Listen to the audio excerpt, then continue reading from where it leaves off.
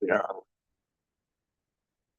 Good morning. It's 9:30 a.m. on Tuesday, August 18th. The Richland County Board of Commissioners is now in session. I'm County Commissioner Cliff Mears, joined by fellow Commissioners Vero and Banks, our Senior Clerk Stacy Kroll, County Administrator Andrew Keller, and online we have the Carl Hunnell from Richland Source. So let's get to work, and I'll ask for a motion to certify the record of proceedings for August 13th. I actually have several amendments here, probably about 7. If you start with tape 0.33.55, just right off the bat, it says Travis Manier thank the commissioner. I think it's supposed to be commissioners. Second one, got to spell his name right, but Carl Hunnell's name is spelled wrong. I believe it has 2 L's. Then it talks about Commissioner Vera stated he had a conversation with a conservative, I would like to add, in the justice system. And does Commissioner Veros, it says, what is the counter to the cameras are helping to solve crimes? I would just like to add, Commissioner Vero asked Travis, what would be the counter to that individual in the justice system saying that the cameras are instrumental in solving crimes? Then if you go to the section where we had Axon, a 5th correction, it says a U.S. Senator. It's just the U.S. should be combined. The way it's written, it's a, then there's a capital U period, a space, a capital S period. That should be combined. Then it said cloud bases digital management system. It should be cloud-based digital management system. And then I would like to add where Dan stated more efficiencies than staffing levels, and that Dan commented industry-wide, there is a high turnover problem in the prosecutor's office. I would like to add that Commissioner Vero asked if he had statistics about turnover rate in other prosecutor offices, period. And then I would like to note, Dan noted he only had statistics for the Richland County Prosecutor's Office. Those would be my corrections, because this isn't a minutes commentary. If you're going to state that there's high turnover rates in other prosecutors' office, one would stand to reason that he would have the statistics that would show there was a high turnover rate in other prosecutor offices, which they didn't. I'll second with all 7 amendments.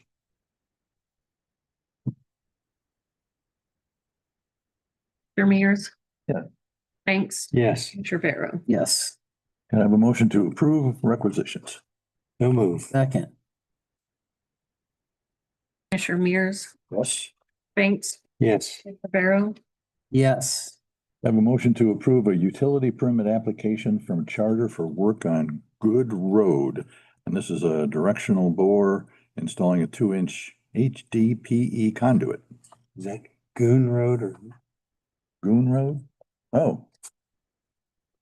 I guess it's Goon Road. Not Good Road. I make that motion? Second.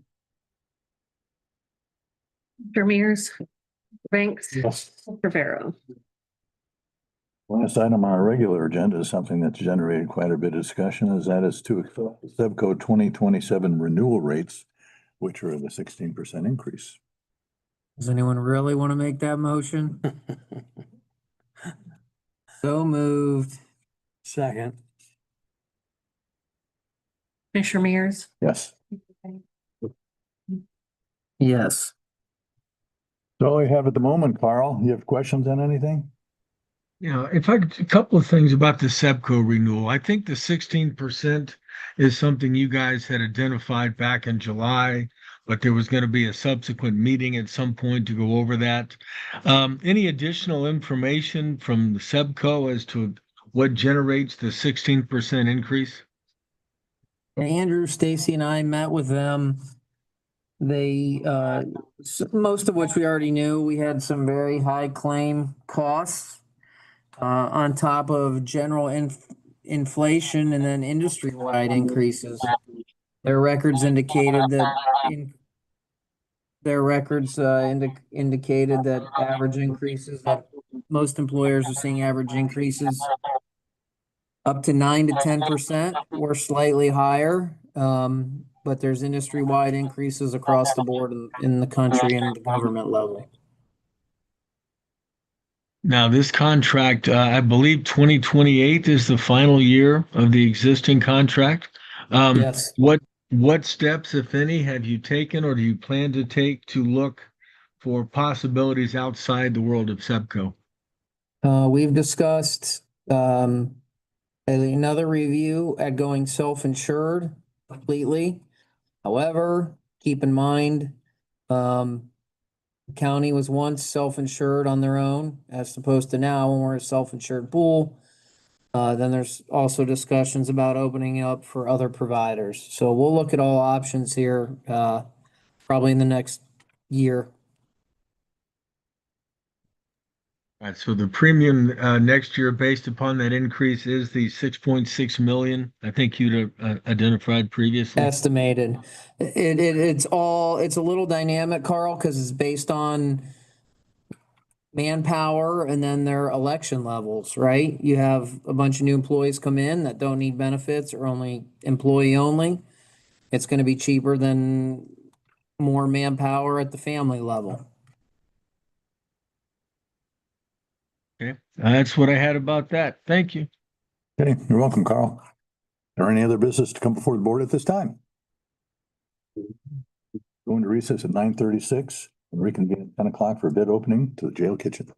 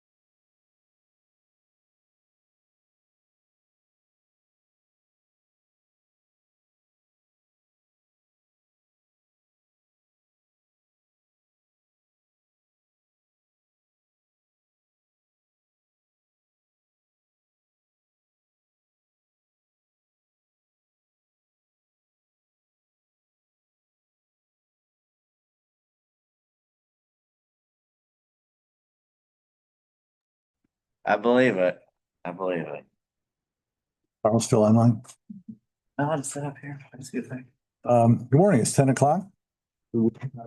Commissioners are back in session. We're joined by a good group of friends here. I'll let you go around the room and introduce yourself for the record. Zach, starting with you. Zach Toggle, News Journal. All Modern Builders. Joe Remora, Centerland Building Company. Josh Hicks, Maintenance. Andrew Keller, County Administrator. Craig Christie, Karpinski Engineering, Brad Mauer, Architects. Okay, we're here for a bid opening for the jail kitchen. We have. Yes. We'll open that.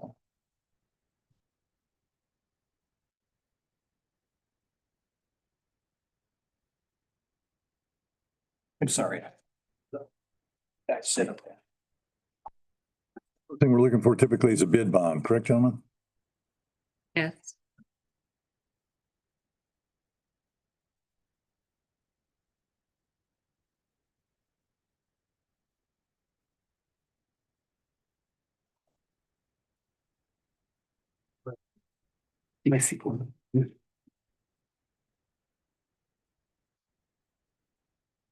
Yeah, I can start with mine. I have Modern Builders out of Mount Vernon. I do have a bid bond.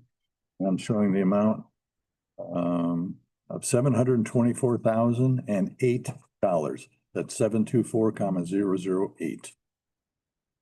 I have Settlin out of Columbus, Ohio. And they have a bid bond and their bid is $872,200.03. Carl, that's 8, and Zach, that's 872,200.03.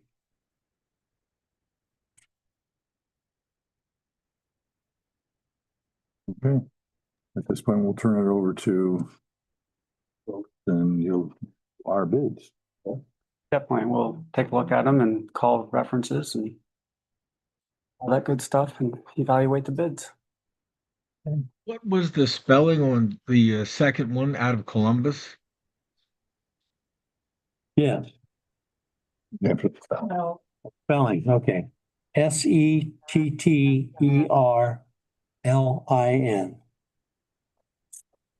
Okay, thank you. Brad, what was your estimate for this again? $78,720. 778720? Correct. And commissioners, I know there was talk back when this was originally discussed and you had the meeting with Brad. What have you found out any more about the cost of the mobile kitchen, or will this be factored separately?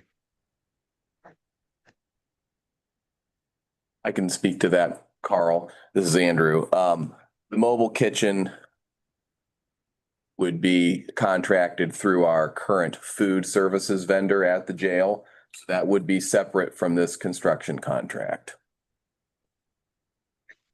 I know that the contract is with Summit Correctional, but I thought there was some talk about a subcontract with US Mobile Kitchens during That's the right. So renovation. yes, so Summit would then subcontract with US Mobile Kitchens. And that would take the form of an amendment with Summit, with the commissioners. Summit would subcontract with US Mobile Kitchens.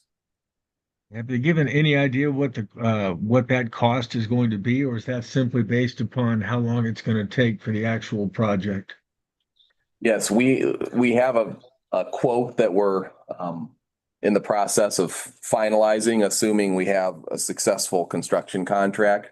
Carl, I can get that to you even yet this morning. Okay. If that would be helpful. I'd appreciate that. And Brad, I think there was talk about this would be a 2 to 3 month construction period. Is that still kind of what you're thinking?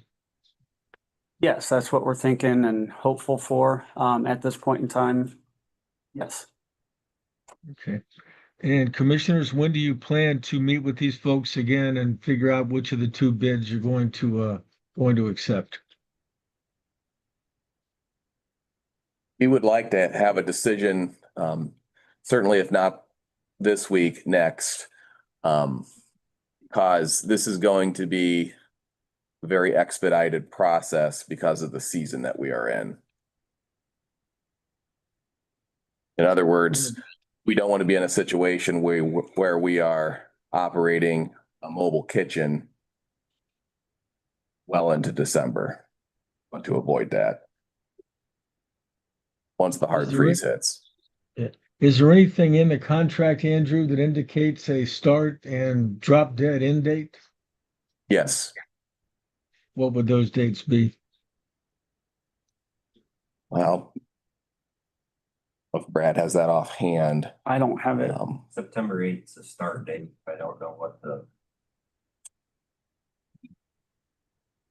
Substantial completion is typically a fixed number of days after commencement, and commencement, depends on when the contract is signed, but we can get that information too, because we have calendared roughly what those dates would look like. Well, that's what I needed. Sorry to interrupt. Before everybody walked away, just wanted to get that cleared up. Thanks, guys. Oh, I'm glad you asked, Carl. A point. Hey, Carl, this is Craig Christie. A point on the mobile kitchen, the kitchen and equipment like the mobile freezer, cooler, et cetera, are a different contract, but the infrastructure like running the electric feeds, which are temporary, are in this contract. Okay, so that would be that part of it, and the only other cost would be for the actual mobile kitchen itself. That's right. Okay, thanks, Greg. Yeah, and there are some additional costs such as septic, pumping and Right, that's propane, all but part of that. those are, Yeah. Okay, thanks, thank you. Carl. Zach, did you have any questions? I can get it. Well, Brad, I need the names. If you need. What's your name? Brad, I can give you a card. Is there any other business to come before the board at this time? Yeah, we'll get you taken. Okay, hearing none, we stand adjourned at 10:07.